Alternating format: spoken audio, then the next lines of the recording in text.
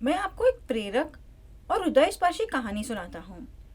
बेंगलुरु से दिल्ली जाने वाली विस्तारा की उड़ान में 2 साल की बच्ची की उड़ान भरने के 30 मिनट बाद सांसें रुक गई।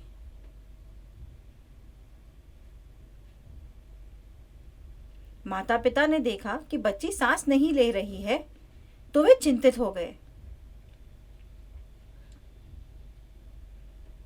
माता पिता ने कैबिन क्रू को अपनी बच्ची के बारे में जानकारी दी। चालक दल ने आपातकालीन घोषणा की और उड़ान पर डॉक्टरों से सहायता मांगी। सौभाग्य से फ्लाइट में 5 वरिष्ठ रेसिडेंट डॉक्टर यात्रा कर रहे थे, जो बच्ची की मदद कर सकते थे। जब डॉक्टरों ने जांच की तो बच्ची सांस नहीं ले रही थी। उसके पैर और पैर की उंगलियां ठंडी पड़ गई थी। उसके होंठ और उंगलियां नीले बैंगनी रंग की हो गई थी।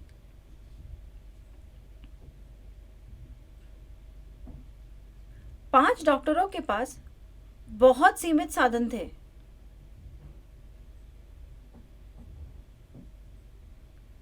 अखिल भारतीय आयुर्विज्ञान संस्था के ये डॉक्टर बेंगलुरु में ISVIR सम्मेलन से दिल्ली लौट रहे थे और बच्ची की मदद कर पाए। डॉक्टरों ने सीमित संसाधनों से तुरंत बच्ची का CPR शुरू किया। चमत्कारिक ढंग से बच्ची सांस लेने लगी। हालांकि उसे एक और कार्डियक अरेस्ट हुआ। सफलतापूर्वक IV कैन्युला लगाया गया और ओरोफेरेंजियल एयरवे डाला गया। AED एक पोर्टेबल इलेक्ट्रॉनिक उपकरण जो छाती के माध्यम से हृदय तक बिजली का झटका पहुंचाता है, का उपयोग किया गया। शिशु को पुनर्जीवित कर दिया गया। ये सब 45 मिनट तक चला। डॉक्टरों ने बच्ची को हवा में ही बचाया। हालांकि 2 साल की बच्ची को स्वास्थ्य संबंधी समस्या क्यों हुई? बच्ची ओपन हार्ट सर्जरी कराने के बाद बेंगलुरु से दिल्ली लौट रही थी। सौभाग्य से फ्लाइट में डॉक्टर मौजूद थे जिन्होंने उसे बचाने में मदद की। फ्लाइट को दिल्ली के बजाय नागपुर भेजा गया और उतरने पर बच्ची को सर्जरी के लिए अस्पताल ले जाया गया।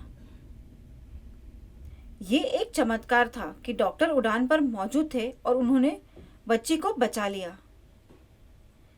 इन डॉक्टरों के बिना हम नहीं जानते थे कि बच्ची जीवित रह पाती या नहीं।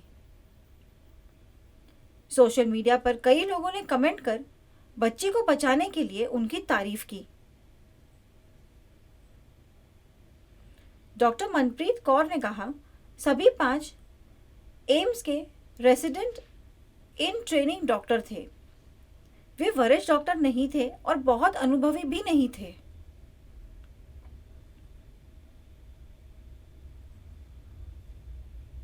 जहां कुछ डॉक्टर उच्च जोखिम और तनावपूर्ण परिस्थितियों में मरीज को बचाने में असमर्थ रहते हैं,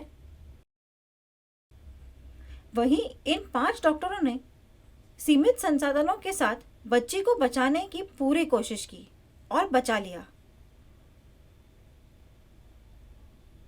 ऐसी तनावपूर्ण आपात स्थिति में घबराए नहीं, तस्वीरें और सेल्फी ना ले और बहुत सारे सवाल पूछना बंद कर दे। चुपचाप एक तरफ बैठ जाए और जो लोग जानते हैं और अनुभवी है उन्हें अपना काम करने दे, क्योंकि वे किसी की जान बचा सकते हैं। याद रखे, सेल्फी ना ले और दूसरों को परेशान ना करे।